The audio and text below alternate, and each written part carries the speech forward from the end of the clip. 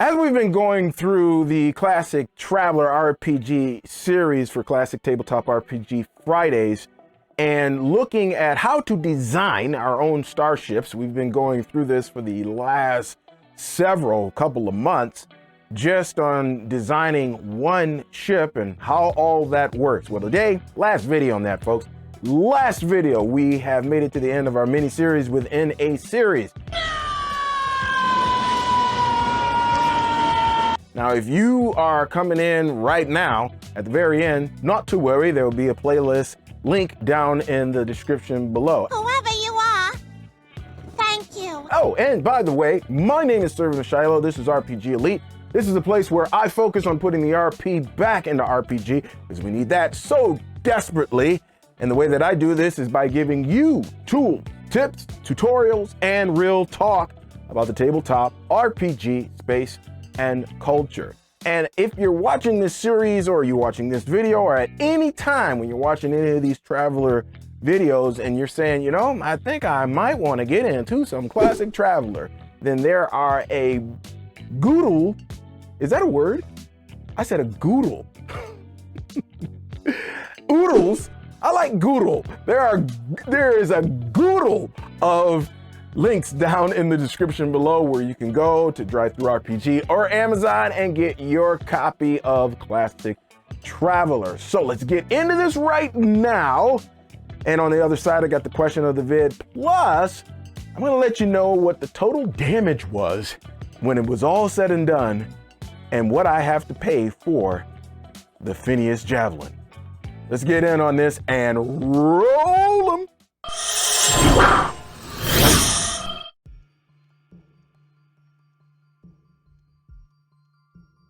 The icing on the cake when it comes to owning your starship in Classic Traveler is to have a set of deck plans.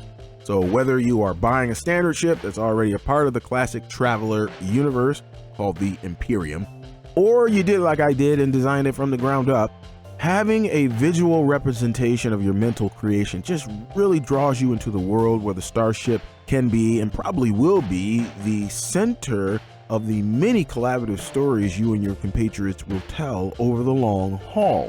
Today, deck plans are still a thing, though now we have more options than back in the day. So let's take a look at a couple of the ways that you can get deck plans for your ship.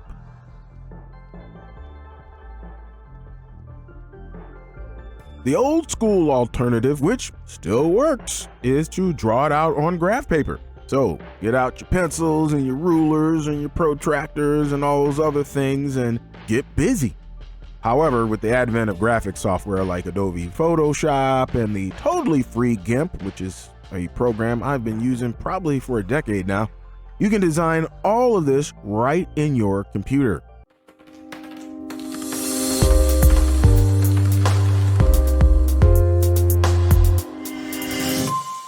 Graph paper can still be part of the process. It can be the place where you kind of brainstorm your ideas before you finalize it in your program of choice.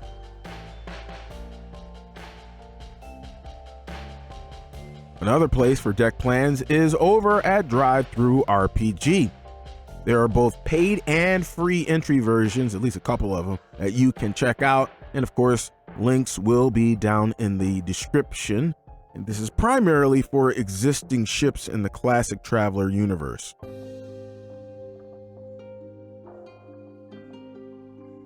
At the recording of this video over at the Far Future Enterprises website, they have a free PDF called Starship Geomorphs. This is cool, by the way. This is very cool. These are full of modular starship sections that you can fit together to create the starship you desire. So you can print and cut these out for your live sessions, or you can fit them together in your graphic software of choice. Something I definitely recommend that you go and grab. Again, it's free, so what can you lose? And it's just got a lot of good stuff in here.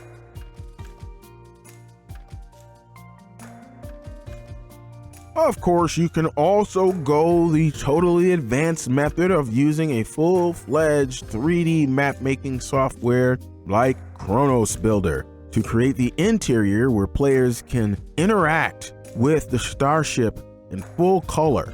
And this is obviously the way that I'm going to recommend, though of course, yeah, it's a little bit more work, but hey, you want it to look good and you really want to be immersive with this is the way that I definitely recommend that you go.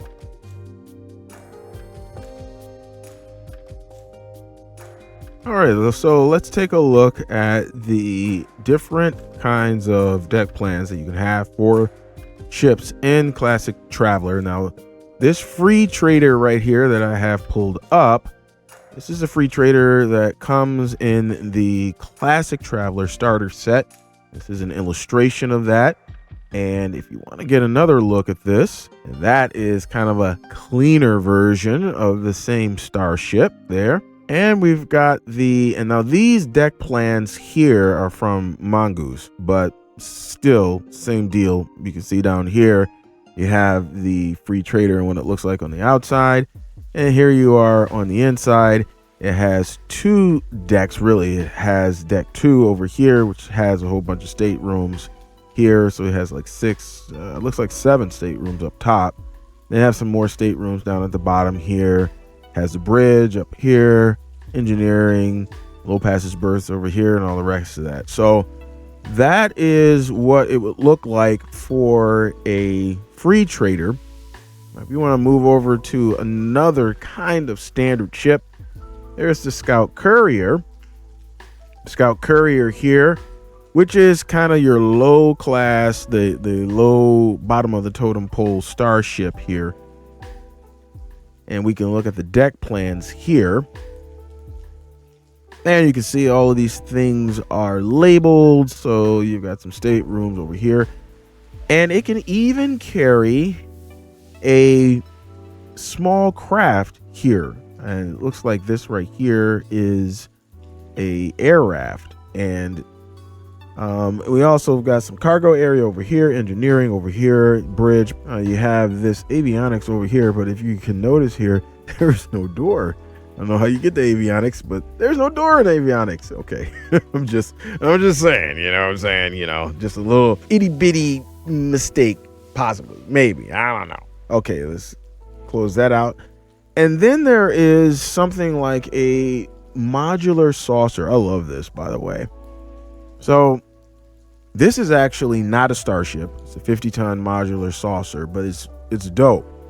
So when you look at this, you have kind of like the main area here in the front and the back of the saucer. So you have here your engineering and your drives and all the rest of that. You have up front here, you have your bridge and all the rest of that.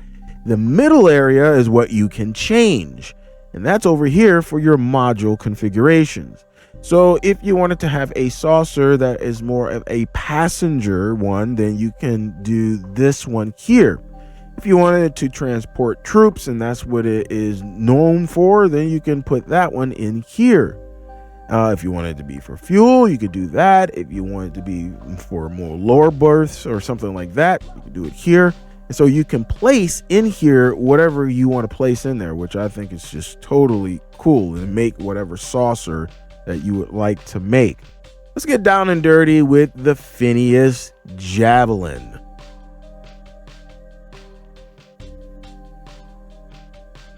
Let's take a quick tour of the inside of the Phinehas Javelin. So I'm going to move around. In first place, I'm going to go from the back to the front, y'all. And right here, we have the engineering section. And we're just going to say that normally there's 2 of these orange things just for jump 1, but we got 4 for jump 2. So I don't know, just the rationale for that, I guess.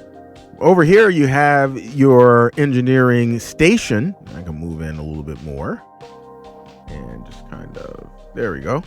So this is your engineering station here. And all of the important areas have a gold door. So there's like a keypad that you need to get in. Let me show you that real quick. So as you can see here, there's a keypad for all the important door areas. So all of them have that keypad. Now this area here that is right in front of the engineering section is the cargo bay. So we've got a lot of junk and stuff in here that people want to have transported. Then we go back here. We have two areas here. So you have like an interim area here with this door, and this will give you access to the upper deck area, because let me move in like this. Okay, you see these, this is a ladder, and you can't see it obviously because we're got a top view here, but this goes up to deck number 2 where there are some more staterooms. So here we have the low berth area. So you have 5 over here, 5 over here, and then you have another gold door. You have the 2 area over here. You have an airlock over here for this area. Have like a lounge area for everybody. People who just like want to lay down over here or something, sit around. Here is the more staterooms, and I'll pull back a little bit so you can just see them. So you have some staterooms here. This here is kind of like the ship's locker, so there'll be some stuff that goes in there. This is like the main captain's stateroom here. You have a stateroom here and here, and you have a stateroom over here. And if you go back down and you go in a little bit, this right here is where you have the computer room. And you can see it has a server, lights, a whole bunch of screens. And then we pull back over here and we have the bridge of the main right here, maybe avionics over here, and some other areas over here. It's a fire extinguisher. And again, you got the pad because it's an important area that you need access to. Same thing with a low passage berth and the airlock over here. And this is floor number 2. Now we have a total of 6 staterooms. So you have 4 down on the bottom. And here you have 2 more up top. These are kind of like the bigger staterooms. They both have their own bathroom, just like the ones downstairs. This is supposed to be a carpet. And so just some basic things here that it has. And you get up through that hatch, and I didn't add the hatch yet, but there's a hatch that's going to go right there where they would access this area. So that is the full tour of the Phinehas Javelin. And whether or not this will see any kind of gameplay, who knows? But if we do, we have a full interior deck plan for it, and we're ready to rock. All right, let's get into this because this is painful.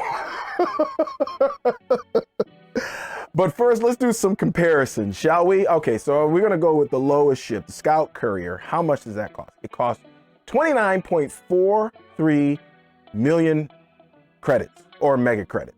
So that is going to be just standard, straight out of the box type of deal. Now with the free trader, that is going to cost 37.08 mega credits. Out the box, that's what you got. The Phinehas Javelin. The Phinehas Javelin, custom designed, cost 83.45 mega credits. Shut the front door. I'm feeling it. I'm feeling the burn. Feeling the burn, y'all. That is an expensive ship. Now, the main reason why it's expensive, number one, it's custom, and I couldn't do the hull with the formula that they gave because it wasn't high enough, and it is a minimum of 20 mega credits right there. Boom. If you're doing a custom job. Also, I had the Jump 2 drives, not the Jump 1 drives, and that, for that, and the maneuver drive and the power plant, between that and the hull is 64 mega credits right there out of the box. And then the rest of it just added up. Yes, folks, 83.45 mega credits for the Phinehas Javelin. Juniors say, ow! But I don't even know if I'm ever going to use this ship. I just did it for this video. And I also changed a small thing. I did the 150 ton thing just to give you guys an example. But actually, I changed that, changed it to 200 tons, and I'm not going to spend any more money on this ship. So what I did is added 50 more tons to it. So with that, I'm going to add 30 of those tons to my cargo, 20 of those tons to my fuel. Doesn't cost anything to add it to that. And so there we have it, folks. The Phinehas Javelin is 200 tons, just in case that thing shows up someplace at any other time. That's what we have. Wow. Wow. Now, that is the reason why I needed to jump 2 drives, because I'm going to go to a lot of different places with a big fuel tank in a big cargo bay, picking up all kinds of stuff because I need the money. More money, more money, more money. I'm going to pay this off within my lifetime or my character's lifetime, right? Oh man, well, if you got any value out of this video or this series or anything at all during this time that you have been with me, then go ahead, do a brother a solid. Could you please, and could you just annihilate, crush it, and grind that like button into powder? And also, hey, if you want to stick around, be like, yo, this guy's not bad, he aight. He let me know a little something, I learned a little something. Go ahead, hit the subscribe button and the notification bell. Question of the vid today, I gave you several different ways on making your deck plans. So how would you're making a custom ship now, how would you do your deck plan? Would it be straight graph paper, going back to old school, baby? Or would it be an amalgam of some of the ones that I gave you? Or would it be something else totally different? Totally. Now, here is the caveat. You cannot use a system from another game. All right, you're using this system. I just want to know how you would create the deck plan. Let me know down in the comments below. I do read them, even though I don't reply to all of them, but you guys know the drill. That is it for me, folks. I have got to go. I got to get out of here. I got to do my snaggle puss. So exit, stage left. If you got a game this weekend, because I do, One Ring, y'all know what's up. Hey, I hope it's an RPG Elite session. And until next time, God willing, folks, next week, we've got some more videos coming. So until then, peace. Woo! 5,000 elites. Yeah. Brother is...